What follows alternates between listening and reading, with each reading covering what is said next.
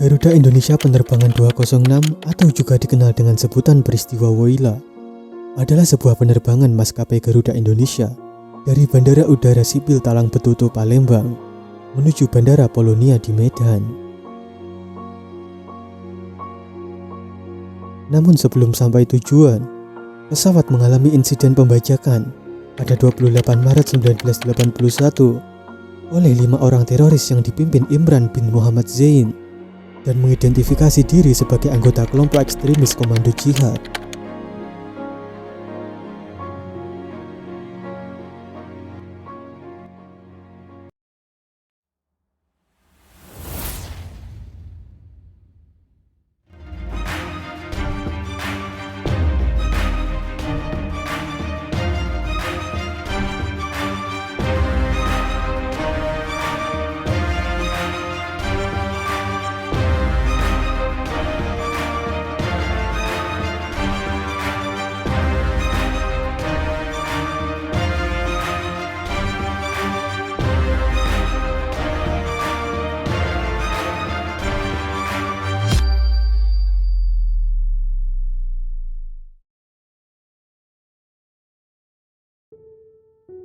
Sebelumnya penerbangan dengan pesawat DC-9 Woyla tersebut berangkat dari Jakarta pada pukul 8 pagi, lalu transit di Palembang, dan akan terbang ke Medan dengan perkiraan waktu tiba sekitar pukul 10:55.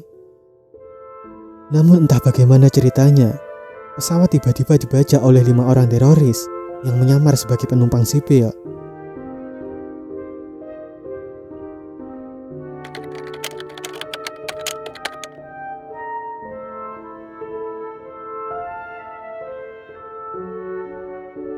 Pembajakan bermula saat pesawat yang dikemudikan oleh Kapten Herman Rante baru saja take off dari Bandara Talang Betutu Palembang untuk selanjutnya menuju Bandara Polonia Medan.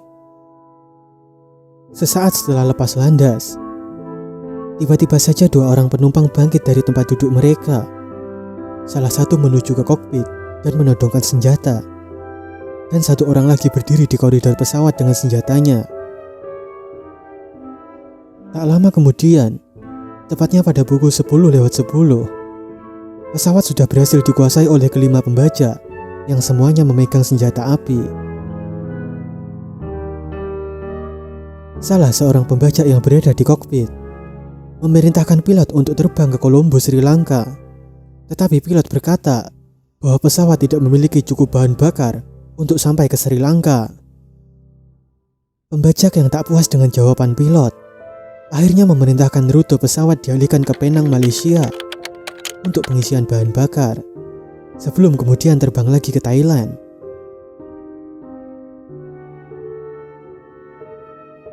Drama dari pembajakan pesawat Garuda DC-9 Woyla tersebut berlangsung selama 4 hari lamanya di Bandara Don Mueang, Bangkok, dan berakhir pada tanggal 31 Maret 1981 setelah serbuan kilat grup 1 para komando yang dipimpin Letnan Kolonel Infanteri Sintong Panjaitan. Pemimpin kelompok komando jihad yang melakukan peristiwa teror ini menuntut agar para rekannya yang ditahan pasca peristiwa Cicendo di Bandung supaya dibebaskan oleh aparat.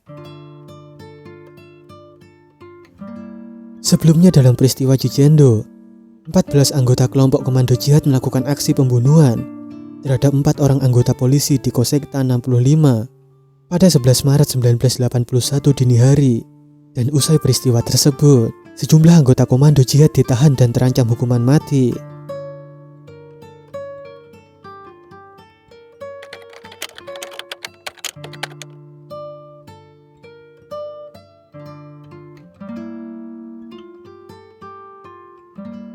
Operasi pembebasan pesawat DC-9 yang dikenal dengan sebutan Operasi Woyla dimulai sehari setelah tersiarnya kabar pembajakan tersebut.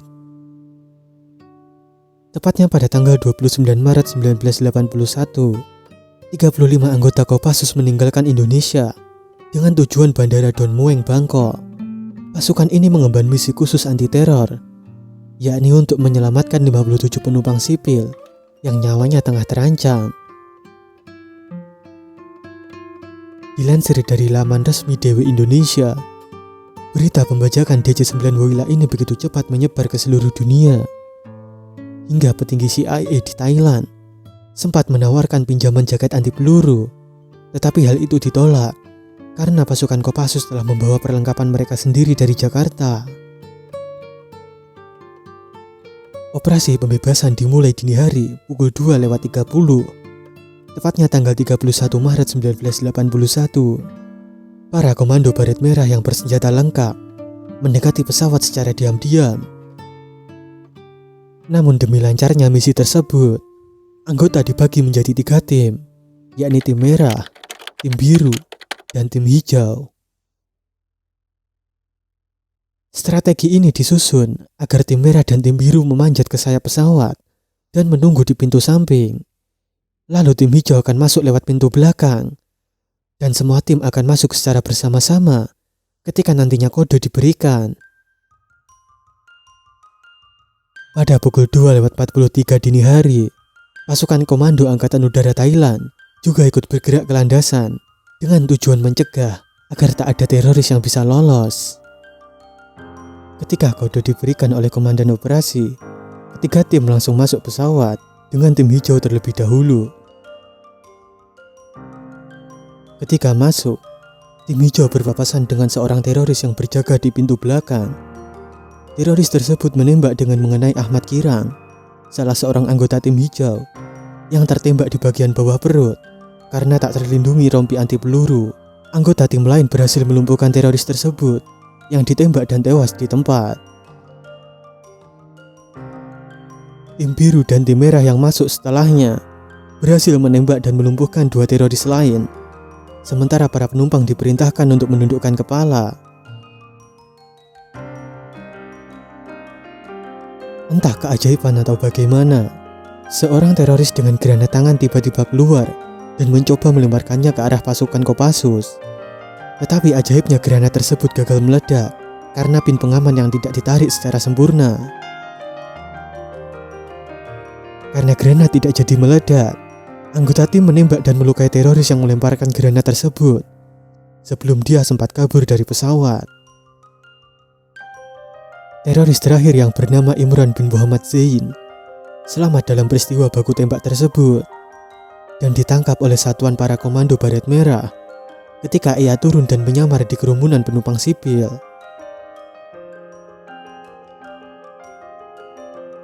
Ketika kondisi sudah berhasil dikuasai oleh pasukan Kopassus, tim medis kemudian datang untuk menyelamatkan pilot pesawat DC-9 Woyla, Kapten Herman Rante, yang tanpa sengaja tertembak peluru nyasar dari anggota komando dalam serangan tersebut. Namun nyawa Kapten Herman Rante tak bisa diselamatkan. Dia meninggal saat menjalani pertolongan pertama di rumah sakit di kota Bangkok. Operasi kontraterorisme ini dilakukan oleh grup 1 para komando di bawah pimpinan Letnan Kolonel Infanteri Sintong Panjaitan, yang kemudian beserta timnya dianugerahi bintang sakti dan diberikan kenaikan 1 tingkat, kecuali Ahmad Kirang yang gugur di dalam operasi tersebut dinaikkan pangkatnya 2 tingkat secara anumerta. Imran bin Muhammad Zain selaku otak peristiwa pembajakan pesawat DC-9 ini kemudian dijatuhi hukuman mati oleh Pengadilan Negeri Jakarta Pusat pada tahun 1981. Imran merupakan salah seorang yang terlibat dalam peristiwa Cicendo bersama Maman Kusmayadi, Salman Hafiz, serta 11 orang lainnya. Dalam operasi pembebasan pesawat Woyla ini sempat menjadi trending berita di ASEAN maupun di internasional lantaran kemampuan kontrateror dari pasukan Kopassus yang hanya membutuhkan waktu 3 menit saja untuk menguasai pesawat. Demikianlah kisah nyata dari operasi pembebasan pesawat DC-9 Woyla, di mana prestasi gemilang tersebut sekaligus mengantarkan nama Kopassus yang posisinya semakin diakui dan diperhitungkan sebagai salah satu pasukan elit terbaik di dunia.